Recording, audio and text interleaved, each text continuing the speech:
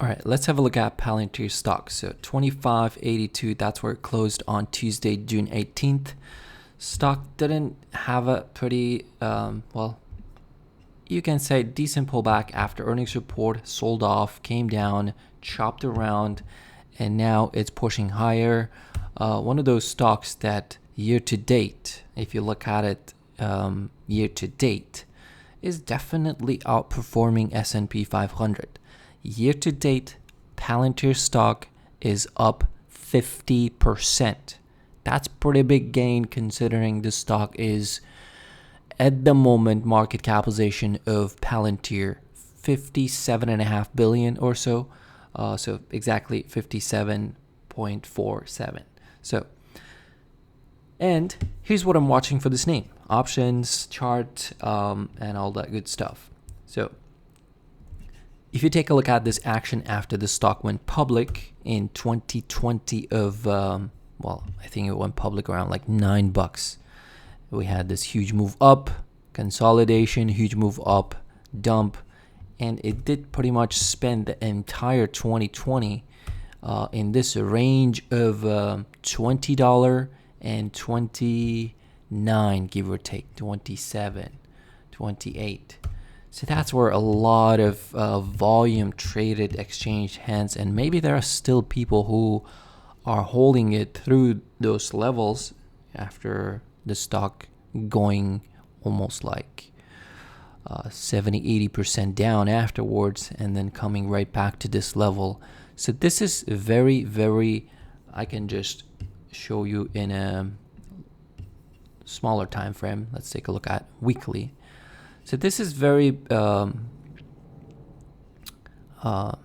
big supply area, okay? Other words, that means resistance, right?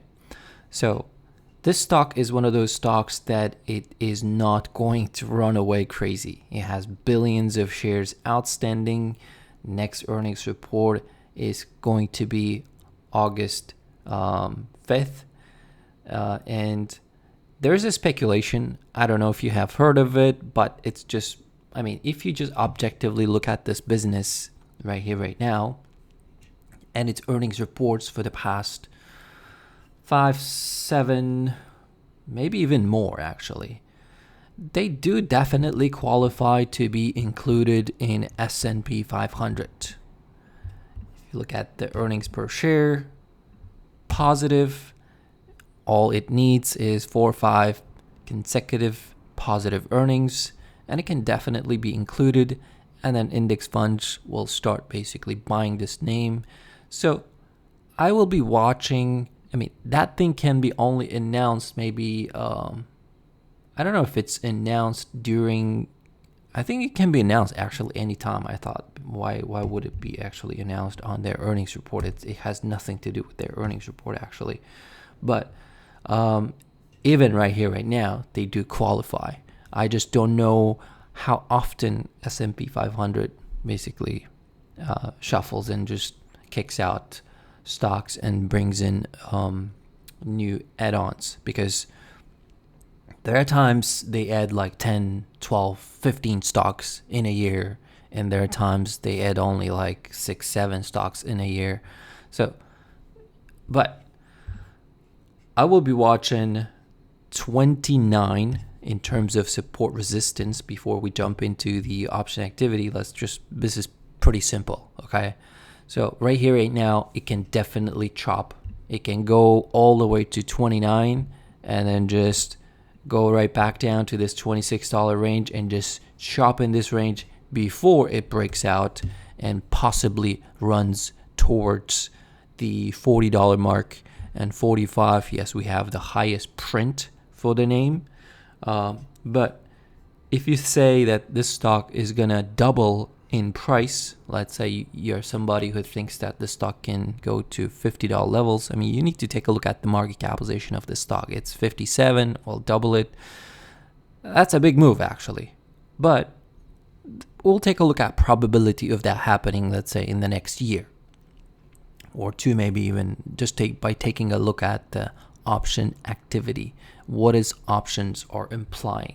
So right here, right now, this is the stat for the option activity on well, just that day alone on Tuesday, 82% of the flow volume that traded out of 625,000 total contracts option volume were calls. 83%, 17% were puts. And also it was one of the most actively traded options in the stock market after Nvidia, Apple, Tesla, and AMD. So another thing is, well, if you take a look at the performance of this stock, well, we do know that year to date it's doing very well, but 1 week, 1 month, 3 months, 6 months, 1 year, and even if you take a look at the chart of this stock, I mean, it's clearly for the last year and a half, maybe even 2 years almost, you want to say that the stock has been in an uptrend. Of course, may not look pretty clean for some people because it does tend to consolidate a lot longer than any other stock out there maybe, and maybe it doesn't trade like a tech name, but it is in an uptrend, okay? And year to date it is doing pretty well, 50%, and even if it finishes the year at around these $30 levels, it will still be an amazing year for this stock. So let's jump into the total option activity that I have right here. Basically, put to call ratio, 1.7 million outstanding, basically open interest calls, both in the money and outside of the money. You can see about the same, 875 in the money, 882 outside of the money. And that's pretty big, actually tell that there are a lot of open interest in the money call buyers for this stock, especially January next year. We're going to take a look at this one as well, where people could be very, very bullish. Option market could be, option traders could be very, very bullish for the stock. So that's the put to call ratio. Clearly, you can see there's a lot more call options out there, open interest. Now let's come here and take a look at the that January for the Palantir stock. Where are those people in the money? Well, you can see the open interest right here, right? January 17th, 2025, all the way from $12 in the money to all the way to 25 in the money. You can see open interest, and you can see outside of the money 30, 32, even $40 strikes are they do have pretty big open interest. Versus you take a look at the puts, I mean, there are not that many. There's actually not that, well, there are puts out there outside of the money puts, actually, on 12s, 10s, 15s, but could be, we'll take a look at what's the probability of this name potentially going to 40 come January 2025, right? This is what I look at it. Whenever I trade, I just have this probability of that strike price going into the money, and it just calculates this percentage. 12.5% of probability that this option contract, which is at the moment $40 strike, going for $1.28, $1.30, that's the probability, 12%. And if I'm buying these sort of contracts that are leaps, it doesn't mean that there's a 12% probability that I will wait for this to come. I mean, wait till option expiration. I can just get in, capitalize on the momentum, and this stock doesn't have to come to these levels, and I can still double, triple my money and get out.